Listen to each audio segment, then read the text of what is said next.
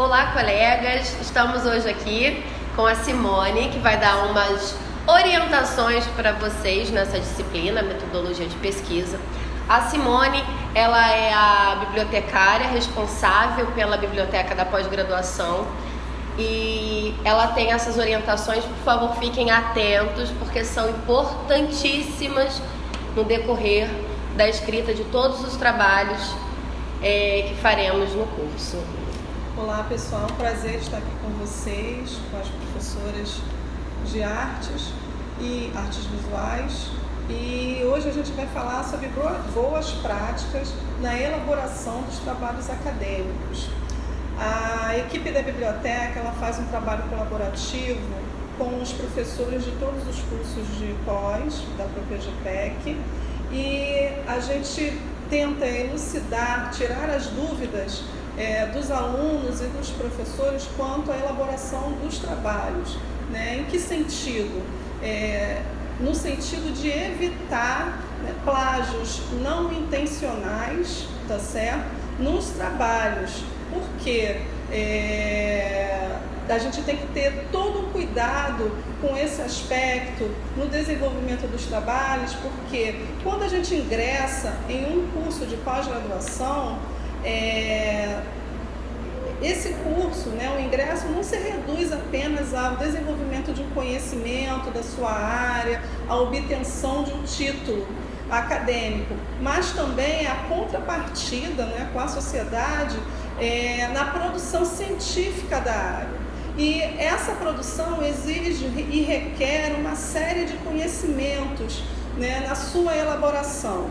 Então, existe todo o cuidado dos coordenadores dos cursos no desenvolvimento adequado, na garantia de qualidade e de que esses trabalhos não vão apresentar problemas quanto a plágio, tá? Então, a gente nessa aula a gente vai conversar sobre esses problemas, quais são as boas práticas, quais as preocupações que os alunos devem ter na elaboração dos seus trabalhos, o papel das normas da ABNT no desenvolvimento desses trabalhos e o uso correto dessas normas, tá? Hoje, especificamente, nós vamos falar sobre a citação, quais são os tipos, como fazê-las, tá certo? E quaisquer dúvidas que vocês, porventura, venham ter no processo de elaboração dos trabalhos, eu peço que vocês encaminhem e-mail para a biblioteca, caso vocês estejam possibilitados de vir presencialmente à biblioteca. Vocês podem mandar as suas dúvidas através do e-mail biblioteca.proppg@cp2.g12.br, tá bom? A gente disponibiliza para eles depois esse endereço. Tá certo. Então, pessoal, quais são as boas práticas na elaboração dos trabalhos acadêmicos e por que nós temos que ter a preocupação com esse aspecto, né? Como eu falei com vocês, ao ingressar em um curso de pós-graduação, a gente não vai apenas obter um título, mas vai ter que produzir, dar a contrapartida para a sociedade e para a comunidade acadêmica da sua área, que conhecimento você desenvolveu e o que esse conhecimento pode contribuir para a evolução da área. E para isso você precisa atender a alguns requisitos. Quais são esses requisitos na elaboração desse trabalho?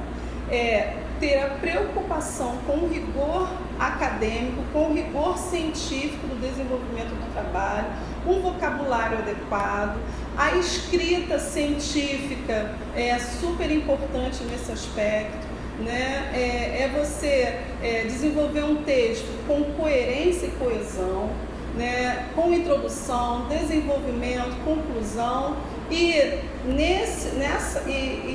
tecer as suas ideias com as ideias dos autores, Essas ideias dos autores, elas virão apenas para fundamentar as suas ideias, fundamentar o conhecimento que você deseja passar para o seu leitor, que você deseja passar para os pesquisadores da sua área, Ela não essa fundamentação não é o corpo central do seu texto. O corpo central do seu texto são as ideias que você deseja passar, né? O uso correto das normas da ABNT, das citações, das referências. Todas as obras citadas no texto devem ser referenciadas no final do trabalho, tá certo? Existem as formas corretas de se citar as obras. E outra preocupação é a integridade na produção científica, a integridade do seu trabalho. O que está relacionado a essa integridade? Né? Está relacionada à questão do plágio acadêmico. Né? O plágio acadêmico é uma preocupação hoje muito grande das instituições científicas, nas universidades, porque no momento em que a produção acadêmica de determinado curso não tem o cuidado com esse aspecto, isso reduz bastante o nível de qualidade desse curso. O trabalho ele tem um alcance, né, uma visibilidade na área. Isso tira também a sua visibilidade enquanto pesquisador, a sua reputação enquanto pesquisador, e isso é fundamental para quem quer construir, no caso, uma carreira acadêmica. No momento em que se identifica que o trabalho de um determinado pesquisador apresentou um plágio, mesmo que sem nenhuma intenção de plagiar, por falta de conhecimento, né, isso acaba com a carreira dele de pesquisador. E por todas essas questões, a gente vem desenvolvendo um trabalho com os cursos para se evitar esse tipo de problema. Né? E outra coisa também, outra importância de se preocupar com o plágio é a garantia da qualidade dessa produção, a garantia de que o curso vai se desenvolver enquanto instituto de desenvolvimento de pesquisa numa determinada área, e também a própria instituição. Né? Ninguém quer ser reconhecido no âmbito acadêmico como produtores de trabalhos que não tenham garantia científica e acadêmica. Simone, você podia falar pra gente assim, um pouquinho também sobre o autoplágio, que é uma coisa que a gente não escuta muito, mas acaba acontecendo em alguns trabalhos. Então, pessoal, ao desenvolver trabalhos, artigos, livros, esses trabalhos eles são registrados, de uma certa forma, publicados em bases de dados, materializados através de artigos científicos, livros e até trabalhos acadêmicos. E no momento em que você desenvolve um novo trabalho, seguindo a mesma linha de pesquisa, né, você não pode usar esse trabalho em várias outras publicações. Você pode se citar, tá?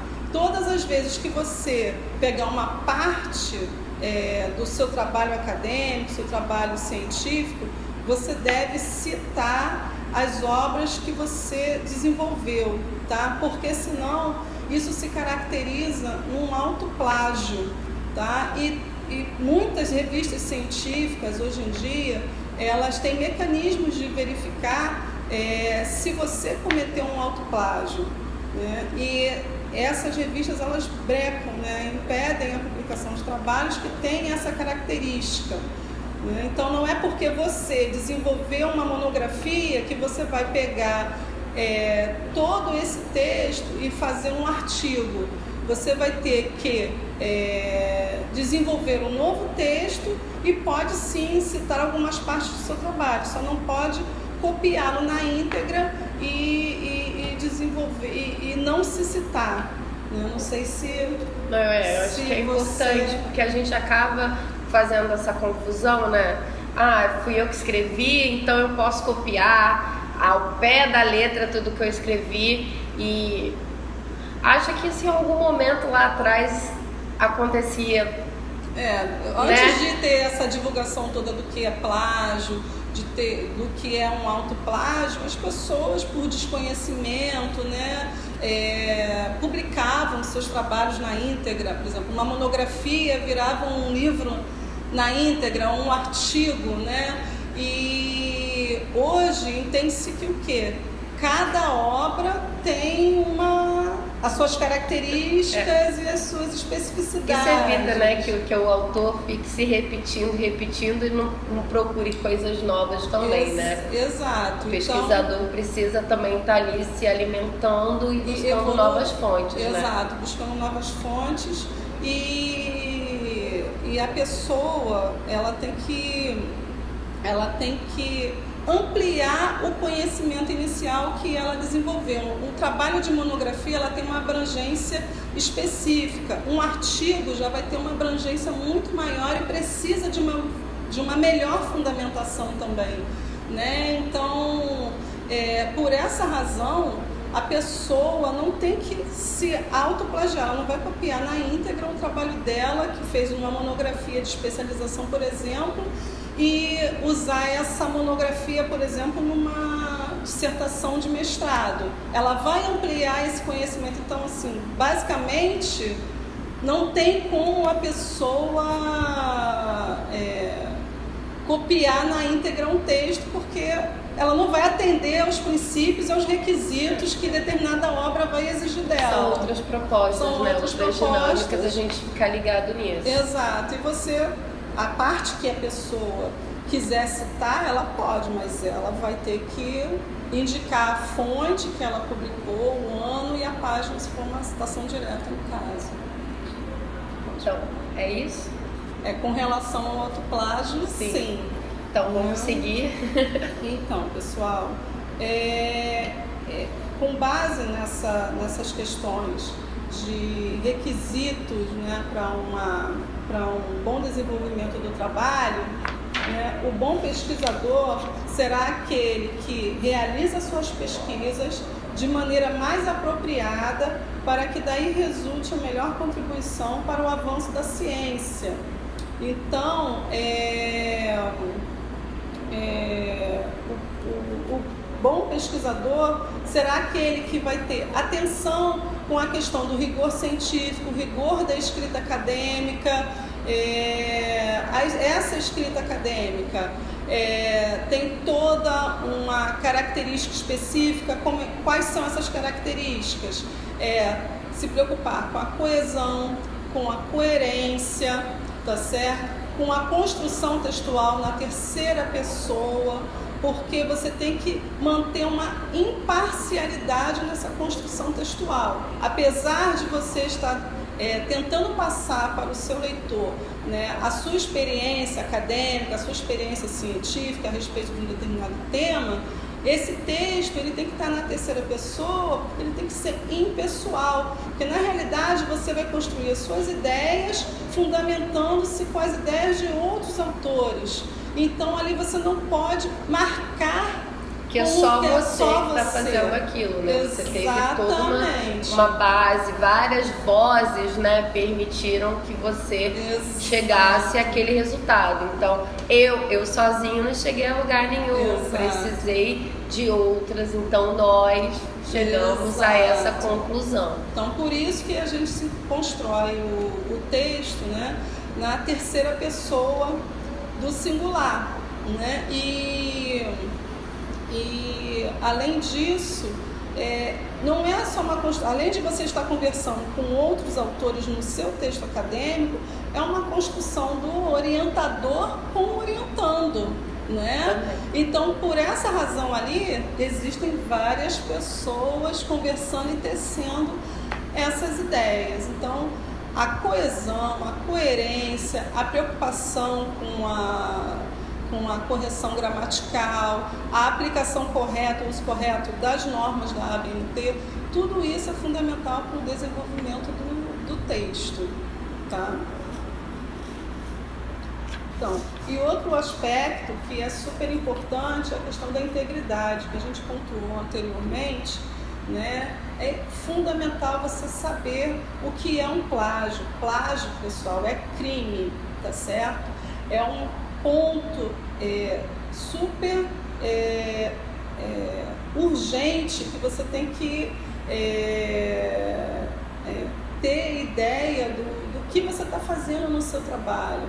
Você não está apenas escrevendo um texto para obter um título, você não vai escrever qualquer coisa no seu texto ou de qualquer maneira só simplesmente para obter um título, né? Até porque o orientador, ele tem que ter a preocupação com a qualidade desse texto. Está se apropriando de maneira indébita, né? De uma coisa que alguém teve um trabalho, é um trabalho de alguém, né?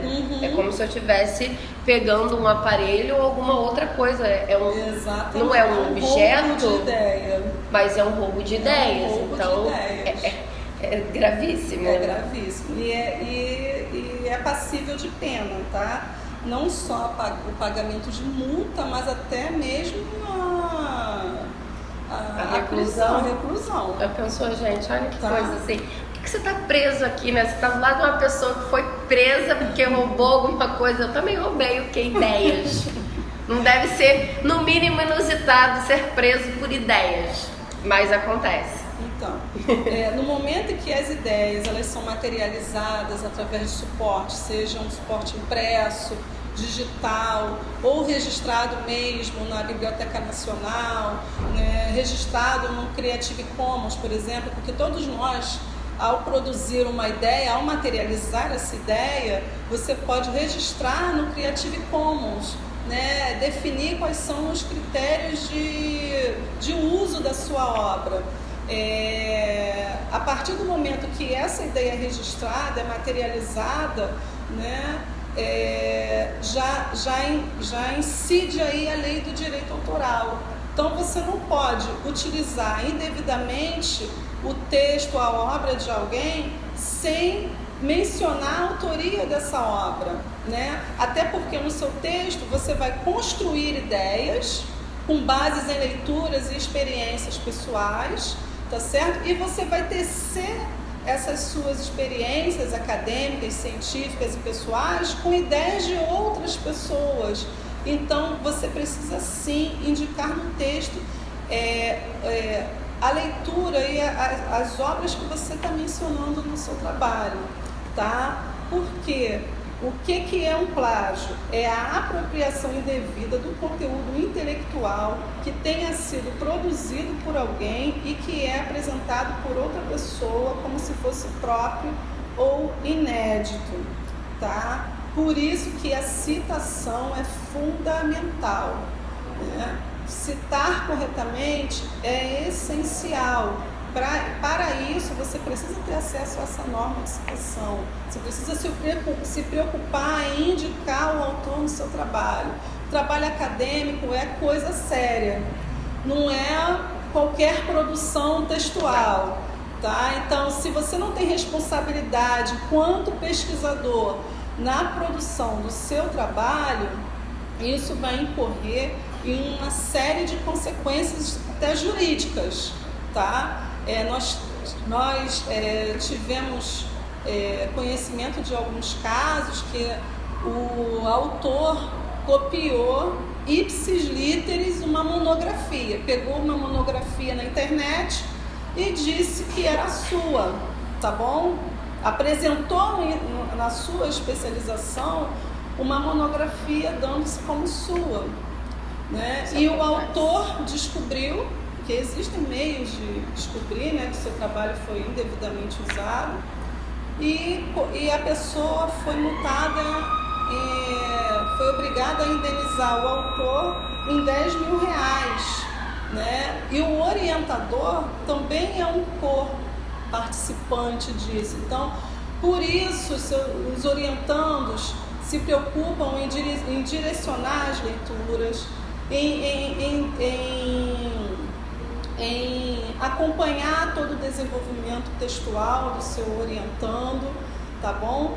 Por quê? Porque ao longo do desenvolvimento do trabalho, ele sabe até que ponto, né, o orientando construiu um novo conhecimento em cima das leituras que ele fez ou se apropriou indevidamente desses textos. O que a gente consegue perceber no decorrer do texto, do passar da escrita de vocês, o amadurecimento da escrita ou a apropriação, porque existe uma diferença de texto entre uma pessoa e outra, maneira como alguém escreve. Por mais que todos tenham uma escrita mais formal, mais acadêmica, cada um tem a sua sutileza na escrita e dá para perceber, principalmente nós que acompanhamos vocês, né, do primeiro ao último trabalho, fica ainda mais evidente a diferença.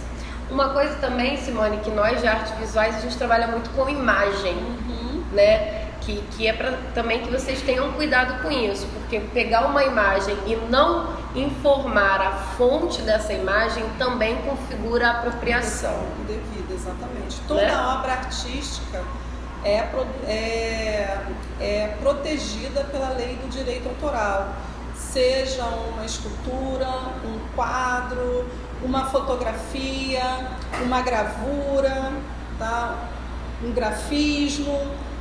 Tudo isso é protegido pela lei do direito autoral. E se você vai pegar uma imagem para ilustrar algum ponto específico do seu trabalho, você é obrigado a indicar a fonte de onde você retirou essa imagem. Porque se você não indicar, tá, você está descumprindo a lei do direito autoral. E se foi você que produziu a imagem, você tem que colocar lá na fonte, na base dessa imagem, que foi você quem produziu, colocando a seguinte informação: o autor, e colocando o ano que você produziu essa imagem, exatamente para não confundir com possíveis imagens que você pegou em sites, imagens de artistas, tá certo? Então, existe essa necessidade de distinção do que você produziu, do que você retirou em sites, ou que você tirou a foto em um museu. Tudo isso você precisa discernir no seu trabalho. Porque como nós, né, em artes visuais, acaba que a gente trabalha muito com a imagem, essa informação tem que ficar bem marcada para que não passe despercebido. Não é porque a informação está disponível na internet que a gente pode pegar e usar de qualquer jeito. Exatamente. A fonte tem que ser indicada. Inclusive, alguns sites costumam colocar lá como citar aquela imagem ou aquele texto. Isso aí. Então, tem que ter bastante atenção com esse aspecto no momento de utilizar imagens, já que o trabalho da área de vocês é um trabalho bem específico, né? A gente acaba trabalhando com muitas imagens. Então, por que geralmente acontece plágios nos trabalhos acadêmicos? Pelo desconhecimento do uso das normas de citação e referência e a dificuldade na escrita científica e produção textual. O que se observa muito? Né, que as pessoas geralmente não conseguem articular as suas ideias com as dos autores que ela quer utilizar na fundamentação dessas ideias, né? Então, o que acontece?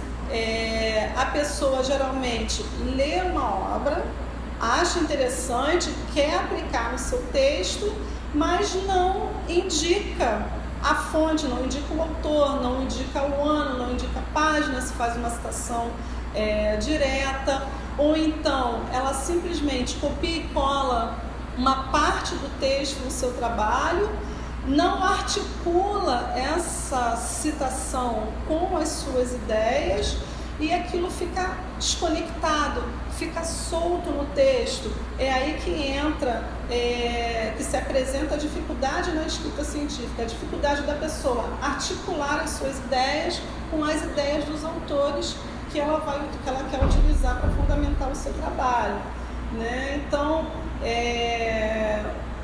se atentar para esse aspecto da escrita e da produção textual é essencial para que o trabalho no final tenha um grau de qualidade e de discursividade. Que é tentador, né, Simone? Que às vezes você pega um texto e fala assim: caramba, era exatamente isso aqui que eu queria escrever.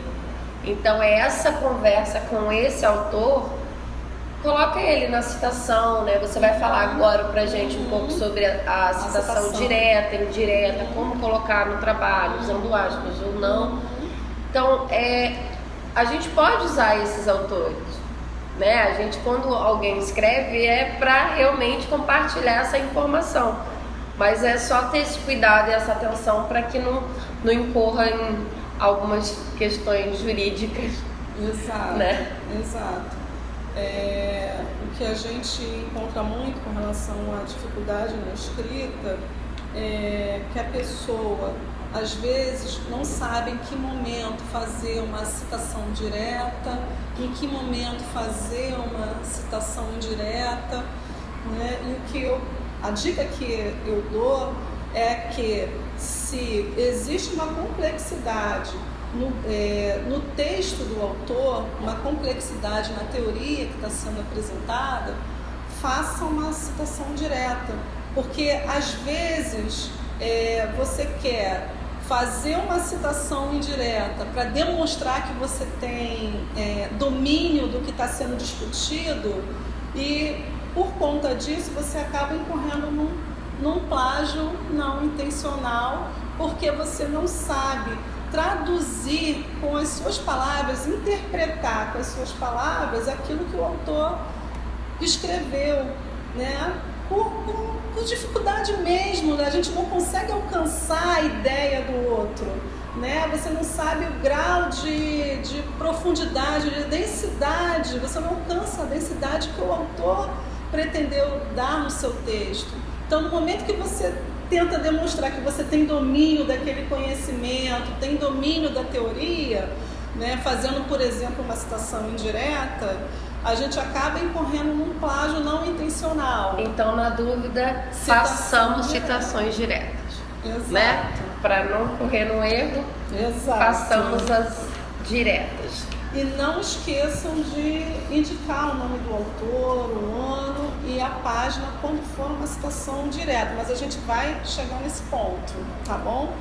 Então, nos programas de pós-graduação, a gente adotou um sistema, que é um sistema de detecção de plágio, que é o Copyspider, e a gente orienta todos os alunos e orientadores a fazerem o download desse programa, porque o importante é que vocês acompanhem o desenvolvimento do texto, tá?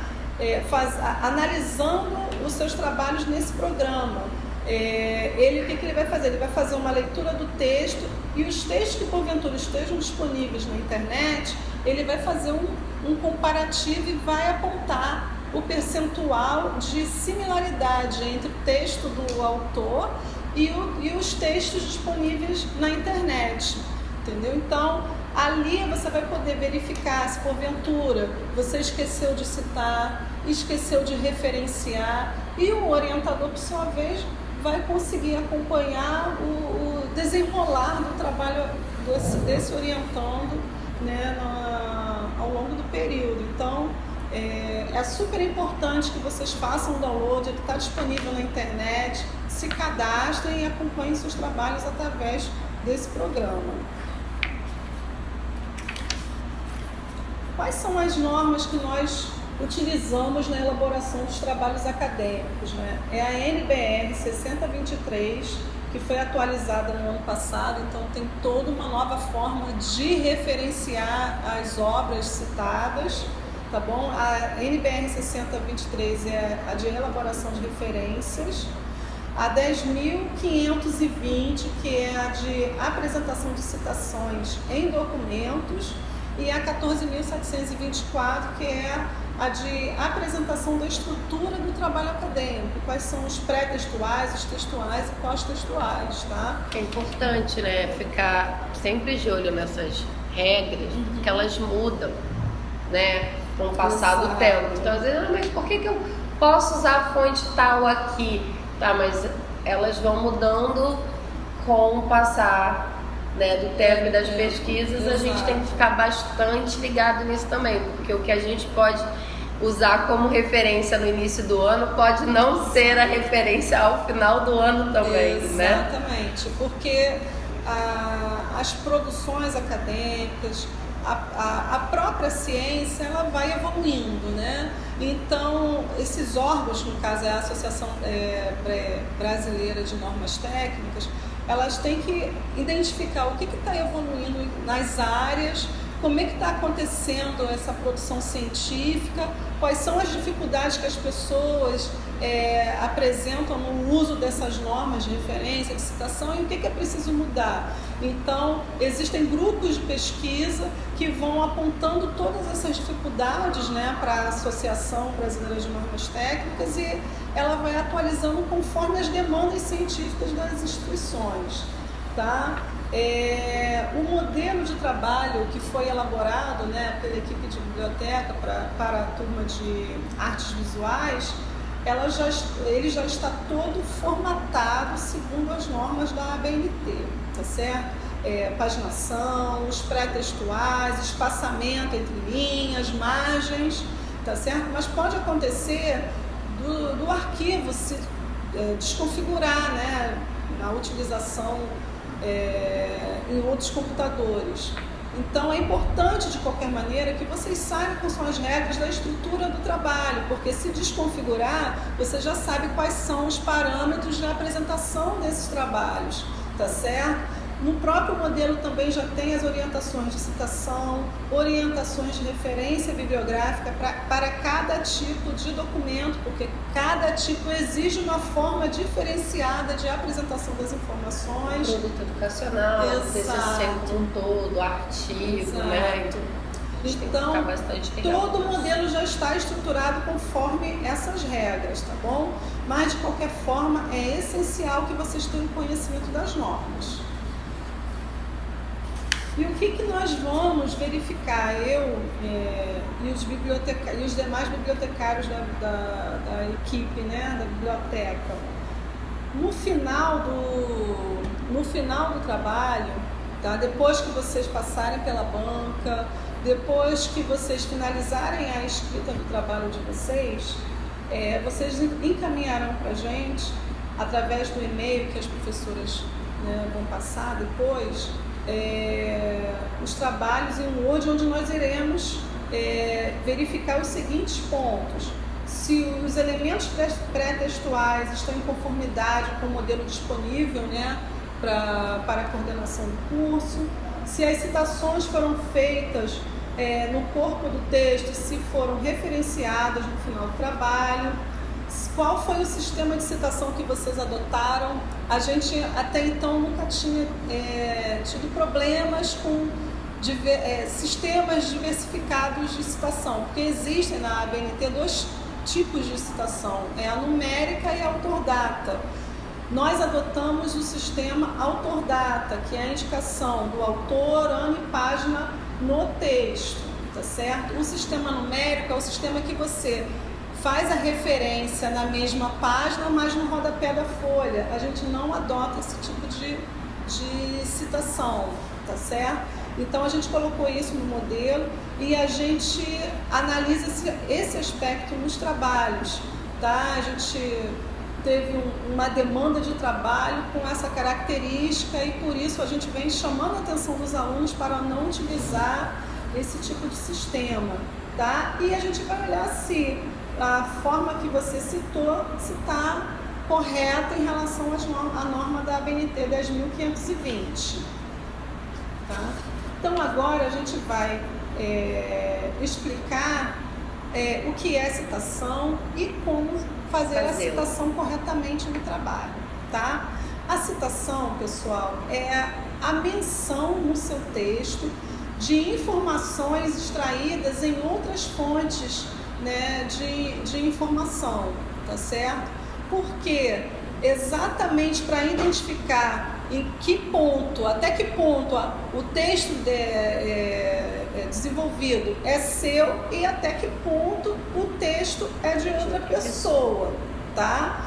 Porque se você não fizer essa indicação, vai caracterizar que você plagiou o trabalho. né? E a intenção da norma é exatamente dar o devido crédito a cada autor, né? No momento em que você finaliza a sua pesquisa, faz a sua monografia e essa monografia é acessada por outros pesquisadores, esses pesquisadores terão que citar você nos trabalhos deles, tá? Eles não podem se apropriar do seu trabalho. Como a gente falou, isso é uma apropriação indébita. Tá? Estou me apropriando de alguém, né? Tá certo? Então, o devido crédito ao autor das ideias que você aplicar em seu trabalho. Existem 3 formas de você citar: a citação direta, a citação indireta e a citação de citação. A citação direta é a reprodução exata do texto de uma parte da obra do autor consultado, respeitando-se aí até as incoerências gramaticais que porventura você identificar no texto, tá certo? É certinho o que está escrito ali. Ipsis literis, tá? E a partir do momento que você identifica que existe um erro no texto do autor, gramatical, às vezes a forma de escrita da época, né, é diferente da nossa atual, tá certo? Você deve expressar, sinalizar essa incoerência do texto através da expressão sic, entre colchetes, até para a pessoa saber que não foi um erro seu na escrita do texto original, mas que o texto já apresentava tal problema, tá? A citação indireta é a paráfrase de um trecho da obra do autor consultado. É você ler o texto do autor, a parte que interessa, né, no seu trabalho, e interpretá-lo e reescrevê-lo com as suas palavras, porém respeitando o sentido original da obra, tá? Então, no momento que você faz a interpretação do texto, mas utiliza determinados conceitos, ideias específicas, palavras, né, do texto, que às vezes as pessoas elas têm dificuldade de expressar essa ideia, a ideia de uma outra pessoa, né? Se você sentir a dificuldade de não conseguir interpretar a ideia desse autor para escrever com as suas próprias palavras, faça a citação direta, tá? Porque se você copiar palavras e expressões específicas desse autor, você vai incorrer num plágio não intencional também. Então a citação indireta ela é capciosa, né? Você pode cometer esse plágio sem que tenha a percepção de que escrever uma tarefa que exige muito cuidado e atenção. Não deixe então para fazer os trabalhos em cima da hora, porque vocês estão percebendo tanta coisa que a gente precisa, né? Prestar atenção. Aí depois já apareceu um monte de gente desesperada, né? Porque acontece, eu não vou escrever, eu já tenho a ideia na minha cabeça, já tenho os textos, vou chegar e pá. E tem muitas regras, muitas coisas delicadas pra gente ficar atento para não cometer esse tipo de erro, né? E existe também, pessoal, a citação de citação, que é o famoso apud. Adoro. E a citação mais temida no meio acadêmico, né? Por quê? Porque para você fazer a citação, existem alguns requisitos, né? Se você tem a obra de fácil acesso, você não vai se pautar na fonte secundária, né? Na interpretação de um segundo autor a respeito de outro, né? Então, isso caracteriza que o autor do trabalho acadêmico ele não teve um compromisso científico de buscar a fonte primária, né? Porque o conhecimento ele é muito subjetivo. Você não vai ler um texto e entendê-lo da mesma forma que eu, né? E às vezes a abrangência de um texto vai ser diferente da abrangência que você ou eu queremos dar para ele. Esse tipo de citação é mais indicado para quando a obra, por exemplo, está em uma língua que a gente não domina, por exemplo, um alemão, um grego, né? Nas artes a gente acaba tendo vários francês, alemão, então se você não domina essa língua e o livro não foi traduzido e alguém fez a citação, aí você não vai ter opção. Mas se o livro foi traduzido, né, e você tem ele acesso em alguma biblioteca, né, que às vezes não está na internet, você vai ter acesso a alguma biblioteca, então é mais indicado que você vá até esse material. Exato. Tá? Então, citação, ela tem que ser usada somente em casos muito específicos, né? Eu não sei como é que é no curso de artes visuais, mas existem cursos que delimitam a quantidade de citação, né? Então, por exemplo, no meu curso de pós-graduação, podia-se usar no máximo 3 citações. Então, a pessoa tinha que ter o comprometimento na pesquisa científica de buscar sempre a fonte primária. Importante. Né? Isso é muito importante, porque vai ser o seu olhar sobre a fonte original, não um olhar de terceiros sobre o mesmo assunto. É você tirando suas próprias conclusões a respeito daquela leitura. Uma coisa que eu quero destacar para vocês é que a gente está falando de citação, a gente já falou que o sistema adotado vai ser o autor data e, por conta disso, qualquer trabalho que fuja, né, a essa regra, a gente não vai aceitar. A gente só vai aceitar os trabalhos que utilizem o sistema autor data. Então, tá? pessoal, tem que ter atenção, porque a gente olha, a gente revisa, mas pode, né, de alguma forma passar despercebido. São algumas monografias que a gente vai olhar. Então fiquem atentos quando o orientador de vocês, né, enviar o trabalho de volta, fiquem atentos, porque normalmente ou vai ter uma caixinha ali, né, para você clicar na revisão, ou vai estar em outra cor, mas tentem, sempre que o orientador fizer principalmente esse tipo de recomendação, não é porque ele quer que seu trabalho fique mais bonitinho, né? É porque existe uma regra, padrões que são exigidos não só pela escola, mas de maneira mais abrangente. Então fiquem ligados a essas orientações técnicas, né? Porque são importantíssimas. Então, pessoal, o que precisamos então compreender? Como é que se apresenta a citação no sistema autor-data, tá certo? Basicamente, o sistema autor-data é a indicação do seu texto, do nome, do último sobrenome do autor, o ano de publicação e a indicação da página, se for uma citação direta, tá certo?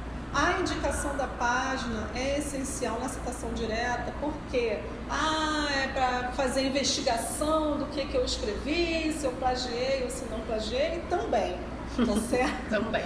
Mas a primeira coisa é a pessoa que se interessar, o pesquisador que lê o seu trabalho, quiser se aprofundar na leitura do autor que você utilizou para fundamentar o seu tema de pesquisa, para facilitar a localização dessa informação na obra do autor, né?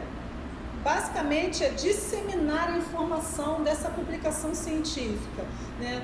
Tudo isso que a gente está fazendo aqui, que falar sobre produção textual, produção acadêmica, produção científica, pesquisa no modo geral, isso tudo faz parte do processo de comunicação científica, tá certo? E indicar a informação, a fonte que você utilizou, inclusive a página, é essencial para facilitar essa comunicação científica. E ampliar também, pessoal, o crescimento da sua pesquisa e de quem futuramente vai pesquisar. Por exemplo, eu estou lendo um autor, ele cita alguém, eu falo, nossa, eu também compactuo com essa ideia.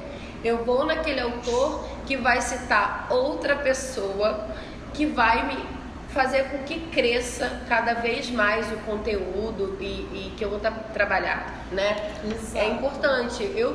A gente que está sempre, pesquisando, procurando, às vezes você está ali orientando, sendo sozinho, uma pesquisa sua individual. Essas citações auxiliam nessa sua pesquisa individual, que às vezes nem sempre vai ter um orientador, te auxiliando, te enviando um referencial bibliográfico.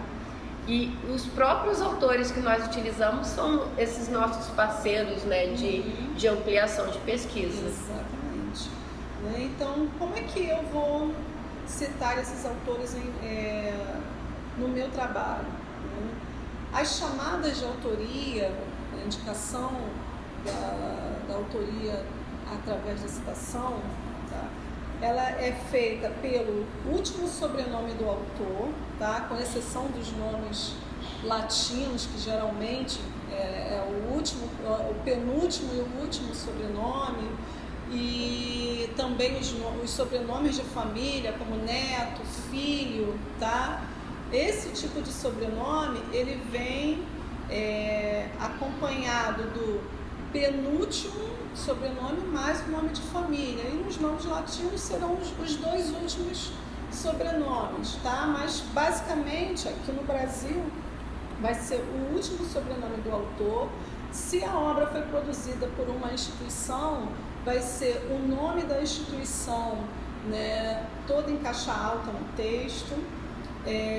Ou então, se a obra é uma obra sem autoria, pessoal ou institucional, a entrada vai ser pelo título da obra, tá certo? Quando a indicação de autoria ela está descrita no corpo do texto, tá certo? Ela fica em caixa baixa, tá, pessoal? Letras minúsculas, neste caso, indica-se a data entre parênteses acrescida de página se for a citação direta. Então, se eu estou falando que o Pedro Demo contribuiu para o desenvolvimento da educação no meu texto, eu vou indicar como Demo contribuiu nesse aspecto e aquele outro na educação. Então o nome dele vai vir em caixa baixa e entre parênteses somente o ano se foi uma citação indireta, tá certo? Agora, as chamadas pelo sobrenome do autor, título, nome da instituição ou título, se você não mencionou no seu texto o nome dessas autorias, você vai colocar o indicativo entre parênteses, todo em caixa alta, tá certo? Acrescido de ano e página, se foi uma citação indireta. Tá? Então, se o nome do autor está no corpo do texto, é caixa baixa. Se o nome do autor está dentro do parênteses, é caixa alta. Muitas vezes no trabalho você vai utilizar um trecho apenas da obra original, Se esse trecho for de até 3 linhas, ele fica no corpo do parágrafo. A citação fica no corpo do parágrafo. E como é que você vai diferenciar essa frase ou esse trecho do seu texto? Através das aspas.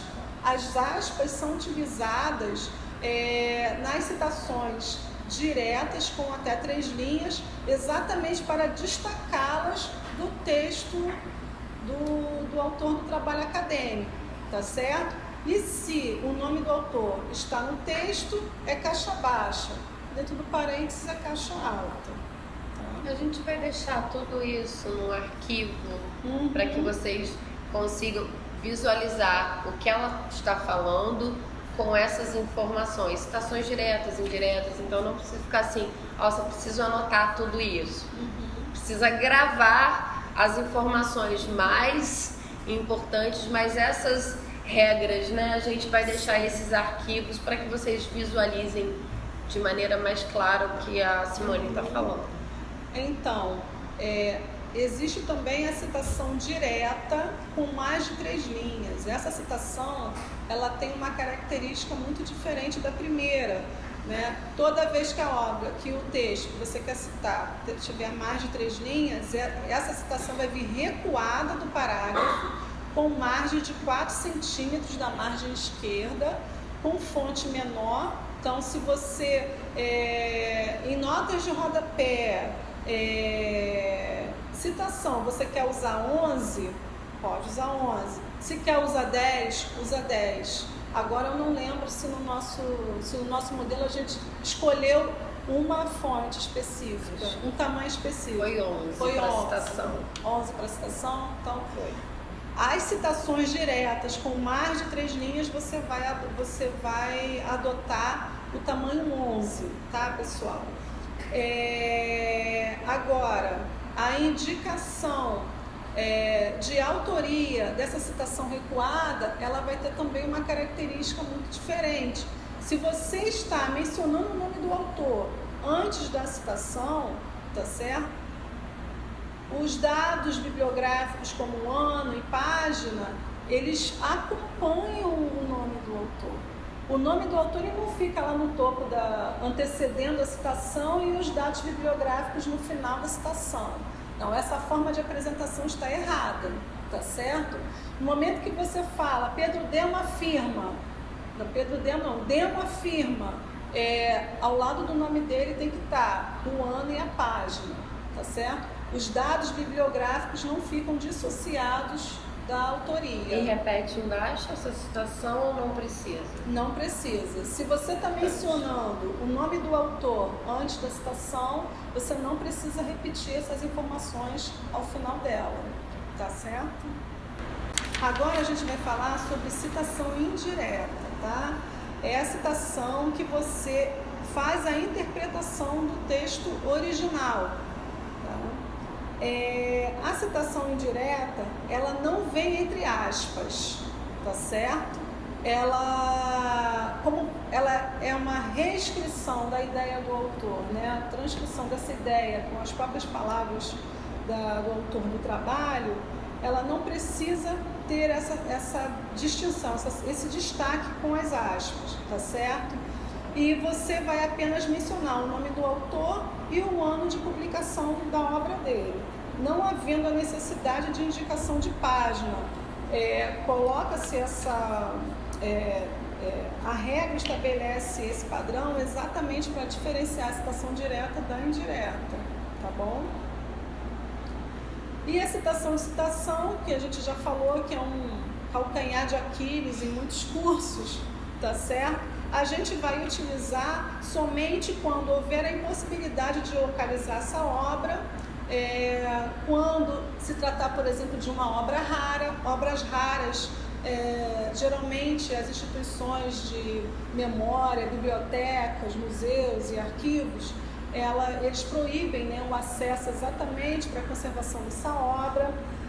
Obras não traduzidas, obras que talvez exijam uma interpretação mais densa do texto original, então é preferível, né, que você, por exemplo, nesse caso, utilize adaptações, né, ou estudos que pesquisadores fizeram de determinada obra, né?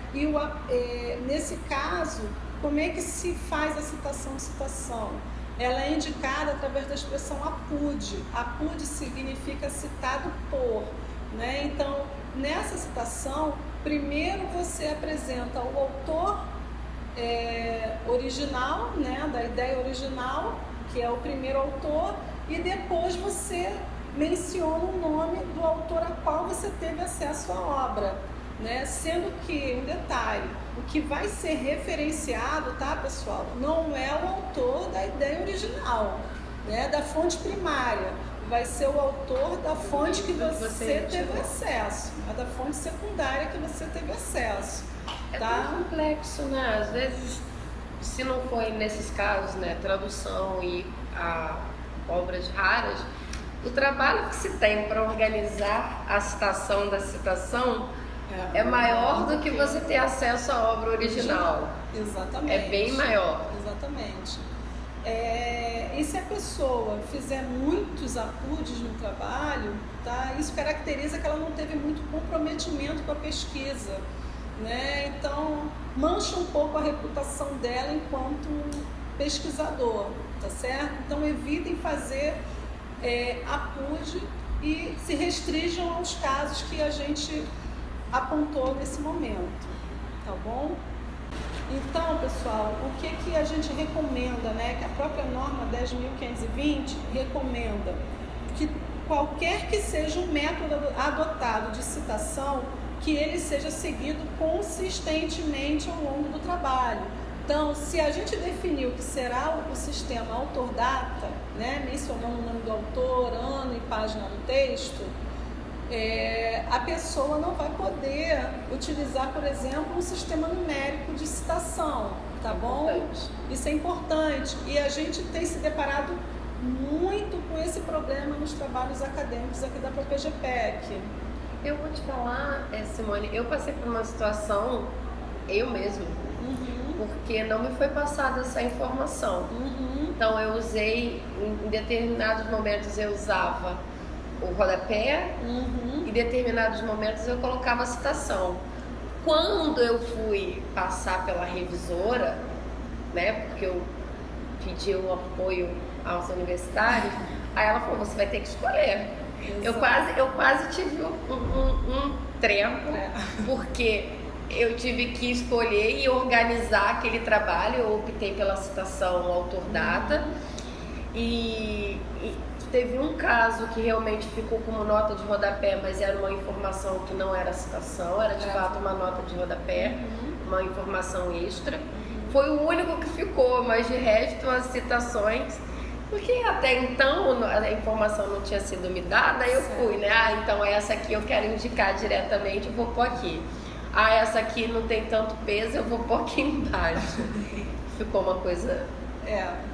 Fica difícil de ler. E aí ao final eu fiz as correções e, enfim, deu mais trabalho. Isso que eu ia falar agora. Do que se eu tivesse seguido um padrão, uma norma. Então é importante, mas a gente vai estar aqui para dar todas essas dicas para vocês. Então, fiquem tranquilos. E não esqueçam de encaminhar suas dúvidas para o e-mail da biblioteca, tá certo? As professoras vão passar, a gente também já falou no início. E acessar o nosso blog lá na página da Pró-Reitoria de Pós-Graduação e Pesquisa, tá certo? Tem um link na página do blog da ProPGPEC, o nome da nossa biblioteca é a Biblioteca Professora Silvia Becker, e na nossa página tem todas as orientações, não só de elaboração, mas também de entrega dos trabalhos. Apesar de todas as orientações de entrega do trabalho do pessoal de artes, como vai ser diferenciado, o próprio template já contempla essas informações. Mas qualquer dúvida, vocês podem ir a essas fontes. A gente deixa lá o link embaixo desse vídeo, a gente deixa tudo disponível para que vocês tenham acesso a essas informações. Eu agradeço o convite. Nós, né, que agradecemos muitíssimo essa participação, foi ótimo e importante, até pra gente mesmo, que é importante que essas, como a Simone falou, né, existe uma norma e elas são alteradas com o decorrer, né, das pesquisas. Então a gente também precisa estar se atualizando, pegando essas informações. Então a gente agradece muito. E então, pessoal, a gente vai ficar por aqui. Qualquer dúvida, entre, né, em contato ou com a biblioteca ou com o seu orientador. Nós estamos à disposição. Obrigada. Obrigada. Tchau, tchau.